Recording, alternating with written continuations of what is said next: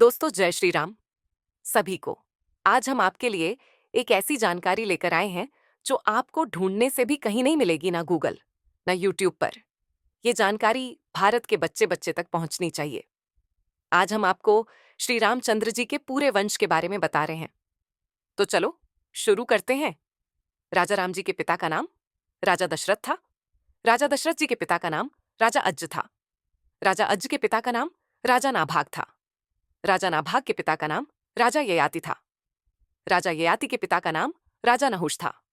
राजा नहुष के पिता का नाम राजा अम्बरीशी था। राजा अम्बरीशी के पिता का नाम राजा प्रशुक्षुक था। राजा प्रशुक्षुक के पिता का नाम महाराजा मरु था।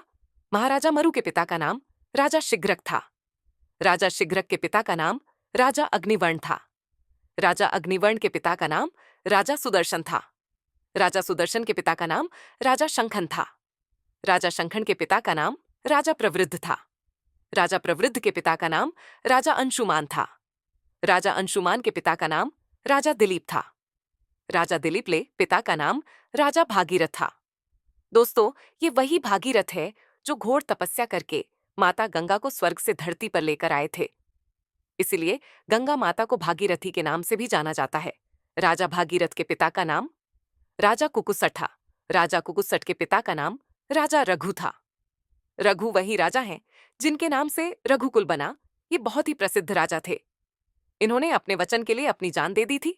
इसलिए आज हम कहते हैं कि रघुकुल रीति सदा चली आई, प्राण जाए पर वचन न जाए। राजा रघु के पिता का नाम राजा असमंज था। राजा असमंज के पिता का नाम राजा सागर था। राजा सागर के पिता का नाम राजा असित था। राजा असित के पिता का नाम राजा भरत था। राजा भरत के पिता का नाम राजा ध्रुवसंधि था। राजा ध्रुवसंधि के पिता का नाम सुसंधि था। राजा सुसंधि के पिता का नाम राजा मंधाता था। राजा मंधाता के पिता का नाम युवनाश्री था। राजा युवनाश्री के पिता का नाम राजा धुंधुमार था। राजा धुंधुमार के पिता का नाम राजा त्रिशंकु था। राजा त्रिशंकु के पिता का नाम राजा पृथु था। राजा पृथु के पिता का नाम राजा अनरण्य था। राजा अनरण्य के पिता का नाम राजा बाण था। राजा बाण के पिता का नाम राजा विवस्वान था। राजा विवस्वान के पिता का नाम महाराजा मन्नु था। महाराजा मन्नु के पिता का नाम राजा इक्ष्वाकु था। राजा इक्ष्वाकु के पिता का नाम राजा कुक्षी था। राजा कुक्षी के पिता का नाम राजा विकुक्षी था। राजा विकुक्षी के पिता का नाम राजा कश्यप था। राजा कश्यप के पिता का नाम राजा मरीचि था। राजा मरीचि के पिता का नाम ब्रह्मा जी था।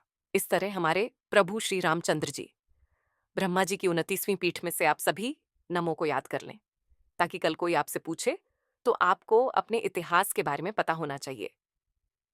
आने वाला इतिहास ये ना बोले कि सनातनियों को अपने खुद के आराध्य के बारे में कुछ नहीं मालूम। ये हमारे देश का दुर्भाग्य है कि हमें मुगल जिन्होंने हमारे ऊपर अत्याचार किया उनके बारे में तो अच्छे से पढ़ाया गया, लेकिन जो हमारे खुद का इतिहास है वो कहीं नहीं बताया या पढ़ाया गया। दोस्तों, अगर आपको ये जानकारी अच्छी लगी तो मेरे चैनल को सब्सक्राइब जरूर करें। जय श्री राम, जय हिंद।